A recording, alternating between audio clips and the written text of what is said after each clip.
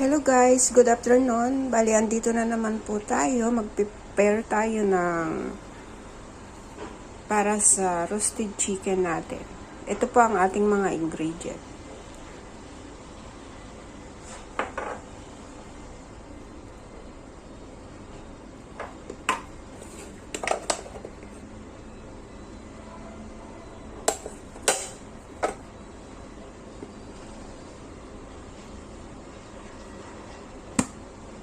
Depends po sa mga panglasa nyo. Ayan.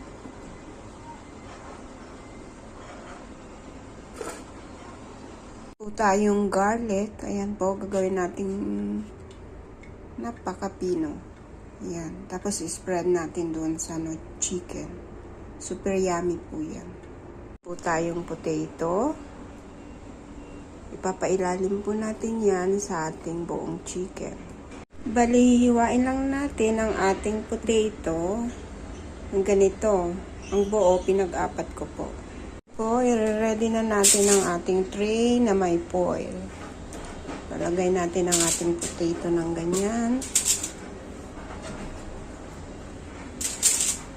Yan lang.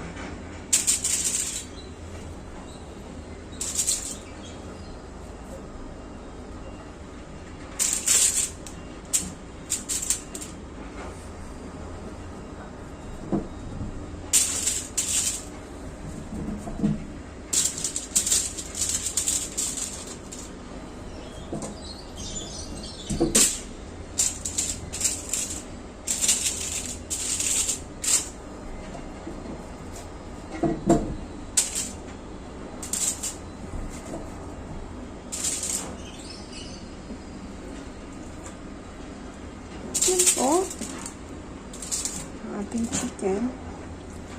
Kung gusto niyo po may extra, ayan, kasi palagay ko hindi siya enough para sa mga amo ko.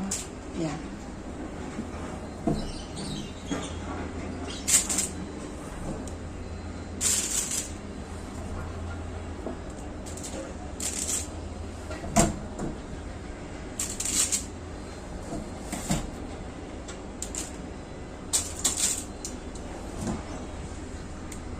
Pwede rin lagyan doon sa loob. Ayan.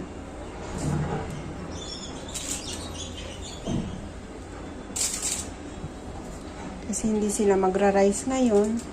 On diet po sila.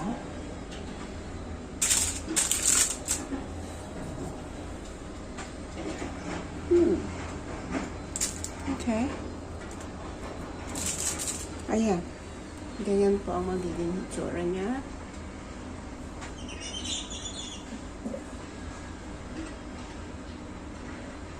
Tapos, lagyan natin ng kunting asin yung potato. Yan. Ganyan. Kunting asin yung potato. Yan. Potato at saka yung chicken. Okay. Ready ko po ang ating oven ng 10 minutes para mainit na siya. At ready na siyang lagyan ng ating roasted chicken. Bali, roasted po natin siya. Ilalagay natin siya sa oven ng 2 hours. 185 degree. Ito po ang ating roasted chicken. Ready na siya para uluto. Huwag natin ganyan. Yan. 2 hours po. Lalagyan po natin ng cover yan, ng foil, para hindi siya masunog. Yan. Lalagyan po ng foil ating chicken para iwas sunog kahit 2 hours po siya. 2 hours ko po yan binibake. Yan. Para malambot pati buto. Okay? An hour, i-check mo natin ang ating chicken. Baka sunog na. Okay, ganyan po ang itsura niya. Hindi pa naman sunog. Yan. Takpan po natin ulit. Wait natin ng 1 hour pa.